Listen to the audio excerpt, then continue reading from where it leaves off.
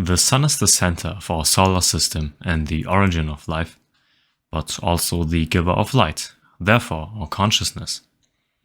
The light which the Sun provides for us through its presence in the sky itself is to be seen both as the physical revealer of the world, but also as the metaphysical light which gives rise to our consciousness. In the opposite, the darkness, there is only confusion. The truth is therefore not recognizable, and so it is with our own mind, or with the spirit as one's inner self. Without the light as the revealer of knowledge and as the very enlightener in our being, there would be no consciousness and no understanding. Nature, through its symbolic language, applies this to our earthly existence in our daily life.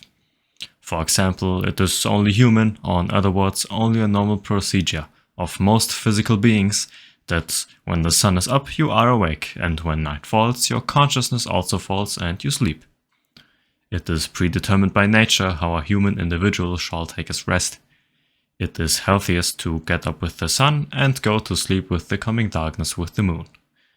This is how people in pure nature have done it in the past, and this whole thing is also to be understood as a metaphysical reality.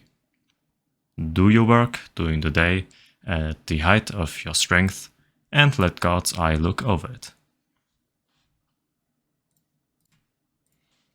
In the myths across the globe, light is a symbol of the conscious, and hope, and of those who strive for good, but also the returning life. For example, Balder in Germanic mythology dies by the hands of the trickster, and returns after the wandering spirit of his brother takes a journey to Hel, the underworld, the dark realm, with an offering from his father Odin. This marks the returning light after the long Nordic winter has passed. When Balder is killed, the light is extinguished and winter comes. It is also no coincidence that the magician god Odin is the father of the light, the conscious, and his brother Hermodr, meaning the wandering spirit, brings him back. The sun is the right eye of God. You may seem to be enlightened in spirit and recognize the truth in your religion or own philosophy, but you will never be able to surpass God in enlightenment, the reason for existence. For the light of God is brighter than everything else and makes visible all that can be seen, and sees everything, and is enlightened by itself, in its very existence itself. To look into the ultimate truth would blind you. When Eve, in the mythological stories of the Old Testament, ate the fruit from the tree of knowledge, she gave the human access to the infinite knowledge, the spirit world, in combination with free will. Though we can only illuminate that which is given to us in our own mind, the sun illuminates everything and recognizes everything in its own solar system. This is how it applies to us in our lives. The fulfilled, enlightened person recognizes everything and has everything under his control in his mind, and does not get irritated by things that cannot be in his control. To be enlightened means to know and to triumph over the unknowing, the darkness. The unknowable hides itself from one, and that one may worry about the unknowing, even fear it, and that the uncontrollable in the chaos of his own mind falls upon him in the moment of weakness. Knowledge is a virtue that every human being by nature within his or her soul is driven to acquire in order to illuminate the dark unknowing in oneself.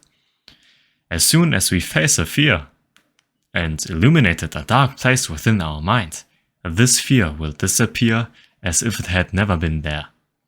Therefore, in general, if you are afraid of something or something brings up negative emotions, then you have to approach it, then you have to go after it and illuminate the darkness of the unknowing within you. To dare and face the dragon, to travel and learn about the unknown, and thus to master it after repeatedly entering the unpleasant. Some things will take a longer time to understand and need mastery in order to get rid of fear. Some things will also contribute to the big picture from both objective reality, in form of analyzing the problem with rationality, and subjective experience, in form of other people's advice. And some problems will probably have to be approached in different ways and directions that may not be foreseen. But whether it is a complicated matter or a very simple one, you will understand and come to terms with it as soon as you dare to enter the dark with the torch of realization. To experience the unknown and unpleasant, and in some amount of time or immediately, it will no longer be a fear or uncertainty. It doesn't have to trigger fear compulsively, it is more the uncertainty or the ignorance itself that is simply a thorn in our side. In German, there's the saying Dorn im Auge, which means thorn in my eye, and basically the same thing as thorn in my side. In this case, one may say it's a thorn in our own metaphysical eye. God's eye gives the light of the consciousness. The light is God's sun in many stories, just as Jesus represents the light and the enlightened person lives in God's name. When one has attained enlightenment, everything in life becomes clear.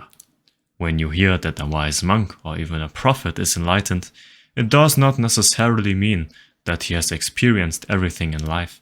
It means that he has understood something that is so far beyond human experience that it is immediately clear to him why this certain thing in life is not to be cared about or is even pointless, no matter what type of person you are or what situation you are in. This truth is always there to help, and there are all kinds of ways to get through what is ahead, but you simply have to get enlightened. The sun as a symbolic image of the center is an important aspect. Just as the sun sees everything, we should also see everything. Initially, however, what we see is from an empirical point of view, of course. The way we see things is the way they are for us. Objective reality, however, dictates that existence follows a truth, but this is initially clouded in the infinite realm of human free will. This dilemma is both a curse and a blessing. As an analyst of this truth, one can realize that the human way of looking at things is the way in which things are illuminated in one's mind. Thus, it is important to have a basic attitude that nestles in objective reality. This creates a neutrality in one's mind that understands things the way they are meant to be understood. Have experience, recognize it, forge your own view based on objective reality, and be satisfied with yourself. Objective reality is the one, infinite, and has all subjectivities, but realize that everyone lives in their own world, and it is impossible to tame the seed that is like the mind of another human. Don't lose yourself in overthinking, for it is in vain. You cannot bend the seas, can you? One may have their opinions and their fears, but to extinguish these fears means to experience and to be exposed to the unpredictable of other people. For example, in the form of a reproach, maybe even a stupid joke, or simply an unexpected behavior. And to understand that here it can only fail because of your interpretation. And this is truly invulnerable to you.